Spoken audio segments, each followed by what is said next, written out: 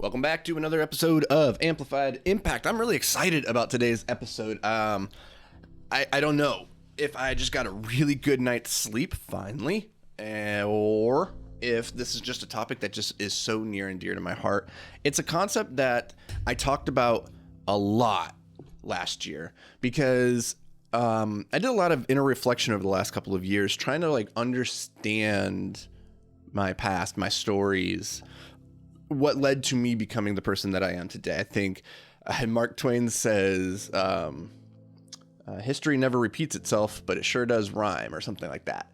And so if we can understand where we came from, if we can understand the confluence of events that led us to becoming the people that we are at this moment, then we can do something with that information. We can either do things differently and maybe change the outcome of who we're becoming, or keep on the path and be like, yeah, that's what did the thing, so I'm just going to keep doing that because it worked out really well.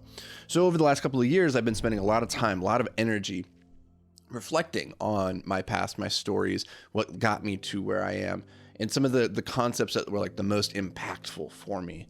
And as I unpack this lesson learned from 2021, because we're still in the middle of this series, I think we're nearing the end. I think this is lesson number 18 of the 21 lessons learned in 2021. And this one is, I spoke about this one so much last year because I realized how impactful this singular concept had been earlier in my life. Probably I learned about this when I was doing my degree in psychology. And at the time, it didn't leave a huge impact. It wouldn't have been until maybe my late 20s or maybe even early 30s that this concept reemerged, as I was really struggling with ideas of purpose and meaning and identity and all these things that, as we move up through Maslow's hierarchy of needs, we try to move up towards self-actualization. As you start trying to unpack those things, you start to butt up against this concept, or at least I butted up against this concept, which also came from Maslow. So I just, alluded to Maslow's hierarchy of needs, and that's probably the way that most people are familiar with the famed psychologist. I think it's Abraham Maslow. Abraham? Don't quote me on his first name. His last name is definitely Maslow, and you probably have heard of the hierarchy of needs. The concept that people I think are less familiar with is the one I'm going to share with you today. It's the crux of the lesson learned in 2021. It's the most impactful way that I have of conceptualizing the guiding spirit of my life, of the thing that when I think about my deep penetrating why am I here? What's the purpose of all of this? This is what I come back to. And if you're listening to this podcast, there's a good chance that this is going to resonate with you. I have a gut feeling. So to preface this lesson, I want to share a mental exercise.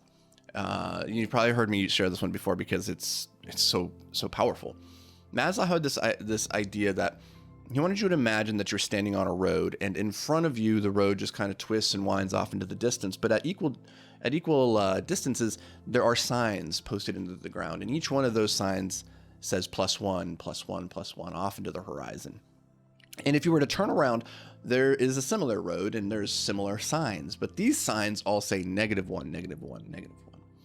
And Maslow said, imagine now that every decision that you make is an opportunity to either make a +1 decision or a -1 decision. And I'm paraphrasing all this. He didn't say it exactly like this, but the concept holds true. So recognize that each moment is a decision, an opportunity to either move forward or move backwards. And one of the really interesting things is when you move forward, you get to move forward one, but when you move backwards, you don't just move back one, but you deny yourself the opportunity of having made the right decision or a better decision in that moment and having also moved forward.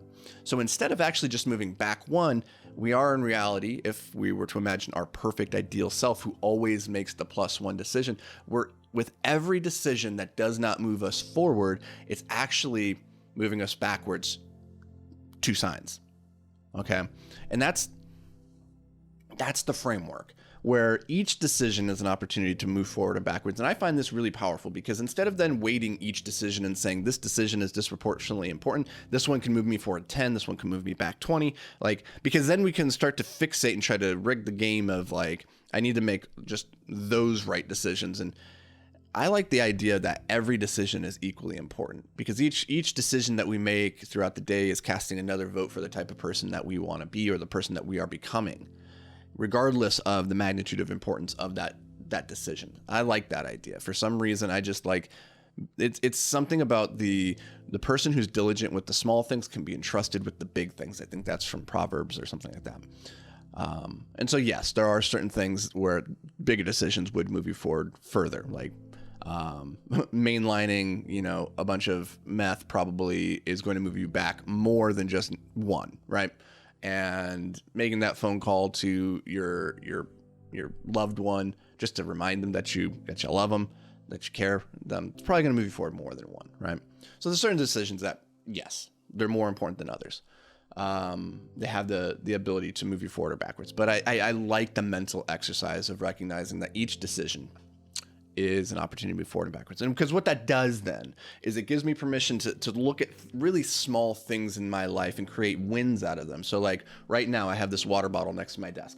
And every day when I'm sitting here, I'm like, I could go get a soda, I could drink a beer, or I could drink water. Which is the +1 decision? Okay, the water is the +1 decision. So I'm going to drink the water. And what's really interesting is like you keep making these small little decisions throughout the day, and like they compound, they add up, and suddenly you've come really far from where you were. And I find that just a really cool framework. I call it the Maslow's +1 theory of greatness.